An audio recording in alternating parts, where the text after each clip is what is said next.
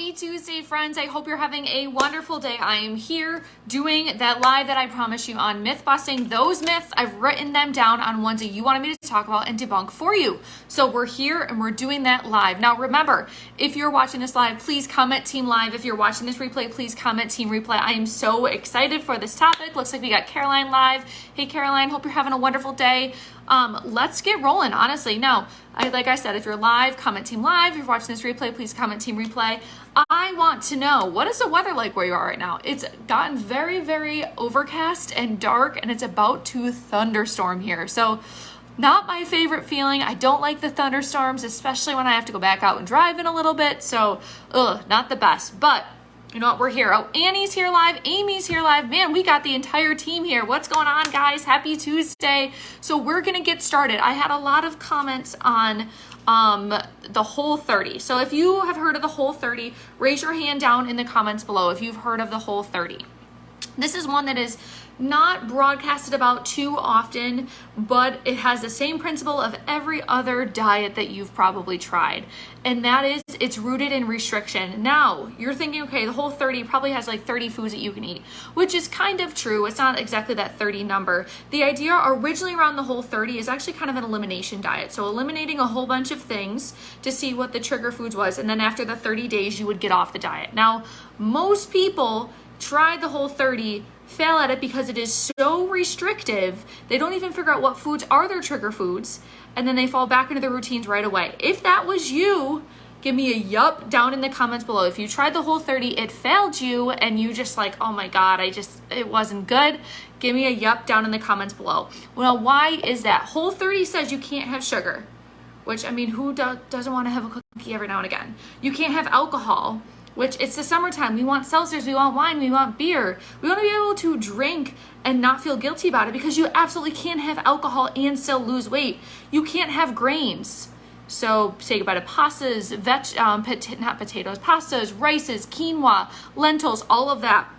No legumes, so you can't even have beans. No dairy. So the reason why people lose weight on Whole30 is that you're eliminating entire food groups and not replacing them. So you're putting yourself in a calorie restriction. So Amy says, yep, she did it a few years ago.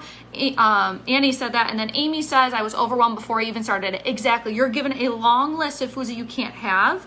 And we as humans don't like to be told what we can and cannot do. We want to do whatever the heck we please. So to have something say that you can't have this or you can't do this, it is so much more stressful and anxiety inducing that we kind of almost just want to throw in the towel and say, I can't do this anymore. This is too much, right? Right. So we don't like the Whole30 because it's restriction based. You can have all of those things, all of those foods, sugar, alcohol, grains, legumes, dairy can all be in your diet, and you can still lose weight. You absolutely can still lose weight. Annie Shanahan's in here. Annie's down 12 pounds in the past 3 months because she is including that stuff, but doing it in a smart way, being mindful of portion sizes. Another one of my clients, Amy, is down 20 pounds. She's including all of that stuff, and she's being smart about portion sizes and staying active. So you absolutely can have that stuff. The Whole30, not meant for long-term success, not meant for weight loss at all. It was actually just built to help you figure out what foods are causing issues for you. So Whole30, do not do it. No go. Big X on that one. All right, the second one that we had was fruit sugar. So fruit sugar is different from that white table sugar. It's actually different. So the table sugar that you have on the, the thing on the, when you pour it in your coffee, that is glucose or glucose, or sucrose. There are 3 different types of plain sugar. Then the fruit that's in the sugar is fructose. So they are chemically a little bit different. But also too, when you have sugar that is in fruit, you get fiber from it. And what happens when you have fiber with your fruit? Fiber with any food helps to regulate your blood sugar levels. So if you were to go have a tablespoon of white table sugar, your blood sugar would spike really, really high. Then your body would secrete a whole bunch of insulin, and then it would drop. So we don't want that happening. Whereas when you have fruit, it is naturally occurring. So it's coming with fiber that helps to even out blood sugar levels, keep you fuller for longer to help prevent that overeating. Also gives you vitamins and minerals too that plain white sugar is not going to give you. And it tastes really good also, but they're not, there's no added sugar in fruit. It's naturally occurring, which means it has that fiber, it has those vitamins and minerals in there. So it's so much better for your body, and it's actually gonna keep you fuller for longer than if you're just eating tablespoons of white sugar. Now, I don't know anybody that eats tablespoons of white sugar. Maybe you do, and you can set me wrong. I eat it in things, but I'm not just sitting here eating, a bowl of sugar. So if you have ever thought fruit sugar was bad, give me a yup down in the comments below, because I know I felt this way one time too. Oh my God, I can't have this. And then I went to school and I learned, and I was like, oh my God, I was so wrong. What the heck? The next one, carbs are bad for you, and eating extra fat makes you fat. We have 3 macronutrients. They all need to be eaten in balance for our bodies to perform best. Our brains run on carbohydrates. Our muscles run on carbohydrates. So when we take those sources of energy out, our body's like, oh crap, I gotta jump through a whole bunch of other hoops to kind of get what I want, because your body still takes protein. The first thing that your body's going to do is take protein from your muscles, change it into carbohydrates for your body to run. You're gonna use your muscles before you'll use anything else. You're not gonna start burning fat if you're in a calorie deficit and you're cutting out carbohydrates. You'll burn your muscles first, which is a bad thing. We don't want that. So we need carbs to help with our brains functioning properly. Who wants to live a while and have a solid brain? You need carbs. We want our muscles to be functioning properly. We need carbohydrates. Now, we don't want to have an entire diet that's 100% carbohydrates of our intake. We need to have balance, because everything in our diet has a role. So carbohydrates are going to help with giving you energy and keeping your energy levels up.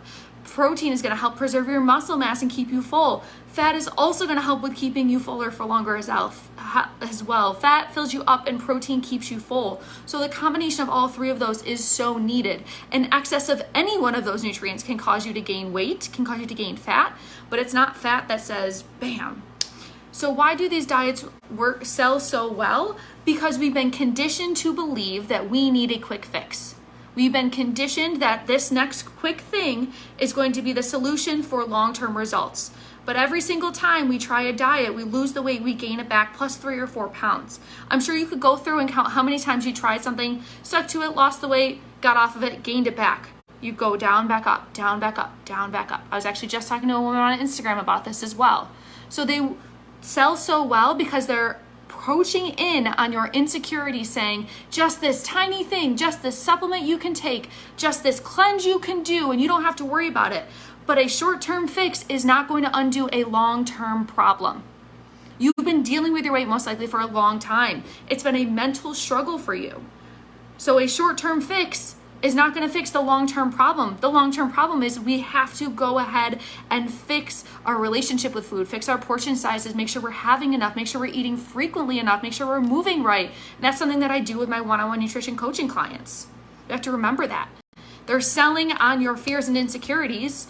They want you to continue to buy into these products and these crap, which stinks. All right, so the last one was, exactly, Kim, it's a lifestyle change. Yes. All right, so last one, calorie deficits equal weight loss. So this is a good one. This is a really good one. And actually one of my clients I'm currently working with put it in as one of the things she wanted to go over. So a calorie deficit means that we are burning this amount of calories and that we're in here. So yes, a calorie deficit helps us to lose weight. However, when we are at a calorie deficit, you're eating this much for an extended period of time, our bodies start to say, here's our metabolism. Oh, I'm only going to get this much calories. I'm going to change the things that I'm doing to match my burn to what I'm eating. And that's when you hit that plateau. So then most people will say that I need to go lower, but our bodies are fluid and adaptable, so they go even lower too.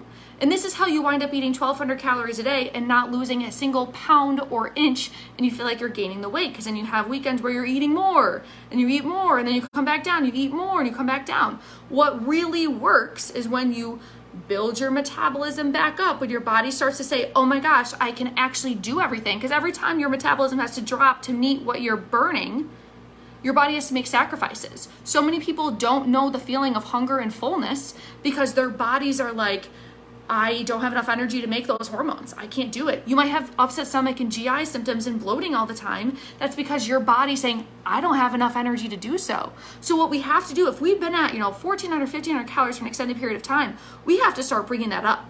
We bring it up, I do with my clients, in an incremental change every couple weeks or so. We bring those calories up, because then your body will say, oh my gosh, I have enough. I'm going to be okay. To bring your metabolism back up, and we leave it there before we can bring it back down. this is how you get long-term results. I don't think I've ever talked about this on my channel before or on here before. So we have to say, we can't keep undercutting ourselves. There's a point where you need a diet reverse, or reverse diet, it's called, or a diet reverse, whatever way you want to say it. But we have to bring our calories back up to make sure that we're eating enough so our bodies aren't feeling like I'm running on empty all the time. You're not going to get from here to work with an empty gas tank. Your car's just going to say, I'm done, tapping out, can't do it. Or like on your phone, you know, once you reach that 20%, your phone says, I'm going into energy save mode. That's what our bodies do. When you're not eating enough, our bodies go into that energy saving mode. So Kim says, what is the minimum amount of calories a person should eat in a day? That is a great question. However, that is very, very specific for each person. And that's something that my clients and I do and work on together, because we're all going to be different as far as what our muscle mass looks like, how much we're eating, what our activity looks like. So Annie's intake is going to look completely different from my client Christina's intake, from Amy's intake, and from your intake too, Kim. So that's something that you and I will definitely work on together, is making sure that you're eating enough and figuring out about how much that you need and where you are now to bring it up to a good maintenance level as well.